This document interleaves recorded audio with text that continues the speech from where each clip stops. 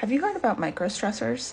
So there's recent research out. It was done on workplace. So this all has to do with work stressors that essentially say that in addition to what we consider like chronic stress or like the typical stress that we talk about, we also have microstressors, which essentially are small interactions that we have throughout the day that in the moment feel very like minuscule. Like they don't stress us too much. They're not too big of a deal. But the issue with microstressors is that they build up over time. And so essentially their effect gets worse and worse over time, whether it's because we kind of continuously think about it or just the fact that they don't seem to go away. Maybe they cause more ambiguity in our lives and they essentially just wear us down. It's like the death of 1,000 cuts. And so you might be thinking, what is a microstressor? Like, what's an example?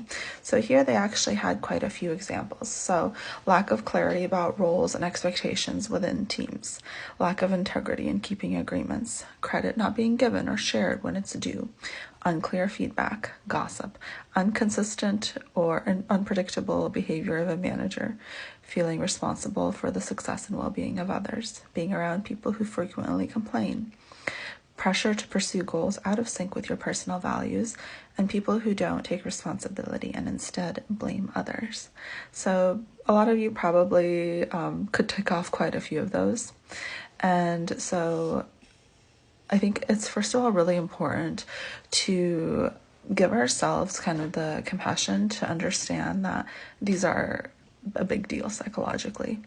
Like this does have an effect on our psychology. It does have an effect on stress levels, and kind of ignoring them or assuming that we should kind of just like suck it up isn't necessarily the thing that's going to make them better.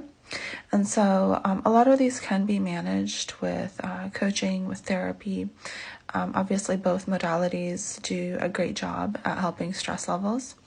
But I do think one of the best things that we can do is to stop normalizing a lot of these behaviors, because a lot of these behaviors are normalized in the workplace, especially kind of like inconsistent behavior or even gossip.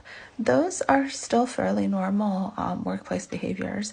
And once we stop normalizing them, once we start making them not okay, then we can have a systemic effect in decreasing these microstressors for everyone.